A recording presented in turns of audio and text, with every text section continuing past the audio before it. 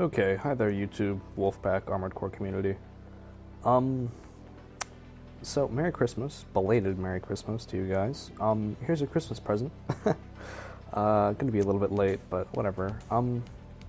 Yeah, I just figured I'd make a quick little build series called Speed Builds, and these are just gonna be a number of quick and easy builds that I think they're important for fast-thinking pilots to make the use of during, just any old sortie. Like if you feel that you're going to be pressured and you need, X build and you're not entirely sure how to go and make one on the spot, I'm going to just try to provide you guys with a couple of those. So, to start off, I think that it's really important that everybody on your team be familiar with these sorts of ACs. As you see me wave my mouse. I haven't built anything yet. But, yeah, I'm just going to try to give you a couple of really common checks and counters for strategies on certain maps. So with that said, if you're familiar with these, you'll be able to sub out, your normal build for one of these sort of builds. And, they're built to be easy to use. They're pretty standard frames. There's not a lot that can go wrong if you're gonna learn how to use one of these things. And primarily it's just gonna help for bad matchups against like your current build if you are, afraid of that sort of thing. Right. So to get started, we're gonna make the standard heavyweight, I guess you could say. This thing runs on, HF227, a Jotun core, and what is it? KE mod arms in CE category. These are really important. Not midweight legs, and we're running on Barguzin as well. Now, what this does is it protects us against high speeds after armor break, and that's really important, I think. There's two versions of this sort of standard build, one that protects you from laser speed, which is this one that I'm showing you, and another one that protects you from Calendula and 3BR.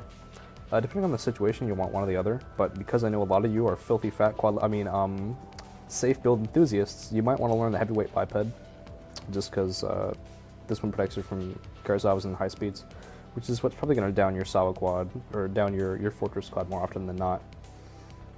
So with this build, you are protected from high speeds even after armor break, and that's just because your KE defense is so high. Further, because you have huge TE defense, you'll be able to shrug off a lot more Sawa shots because of that. Since our CE is so low, we are actually going to want to run a CE shield. I'll tack that on here now while we're talking about it. I'd prefer just the second gen version because that's going to let you tank more Strakosas. And that'll protect you from like 3BR and USG, at least for a couple of passes. You can run the first gen version to protect you better from shotguns. So again, you've got really lovely and specialized defense spreads, but our AP ain't exactly the highest around. It'll keep you going. So next on for weapons. If you have a weapon combo that you're already familiar with, I really do suggest that you run with that. However, this frame really supports a variety of different loadouts that can add to your team comp. So in my opinion, this frame functions best with a dual BR setup. I typically run something like dual Podenka, which that's just it's just strong. Yeah, let's see. Throw on a pair of your favorite BRs, like really. I just like Podenkas. They're pretty good DPSers.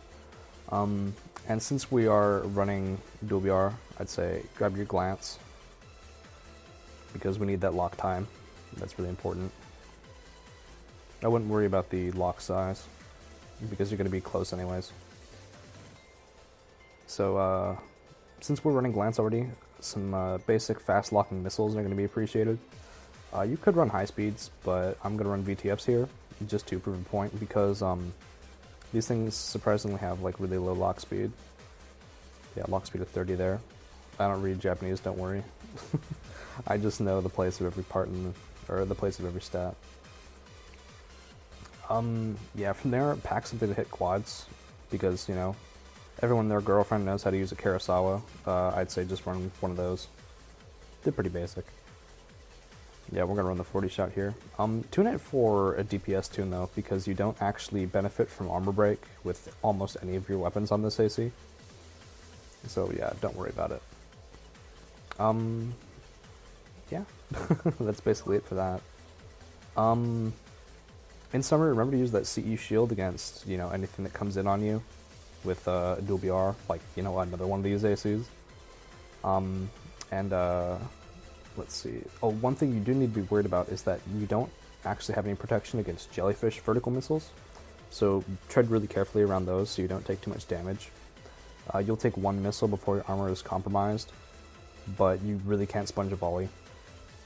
So for that reason, this build does pair pretty well with fortress quads and such, or just anything that has recoil resistance that buffs those out.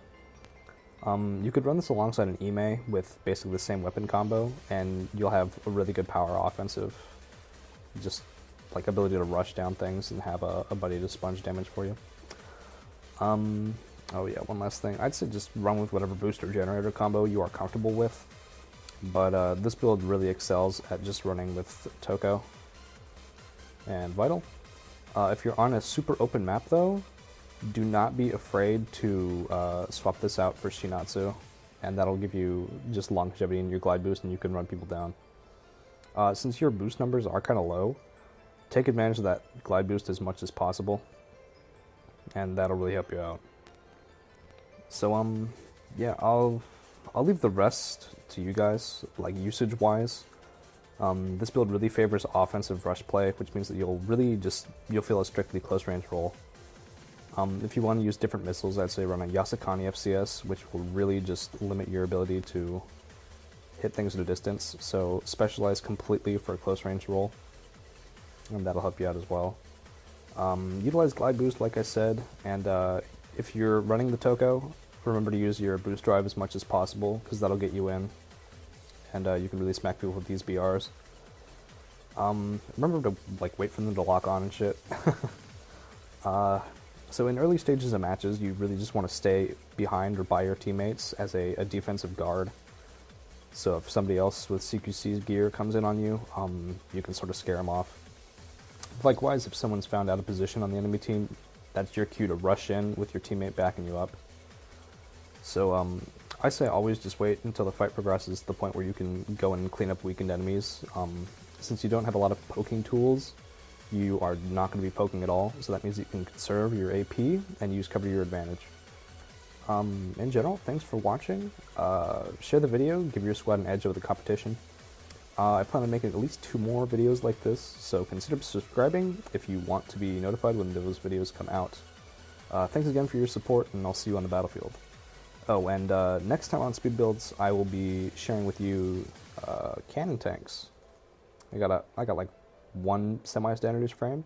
That should be a lot of fun for you guys. Anyways, yeah, ta-ta, Merry Christmas, and have your belated Christmas gift from Sash.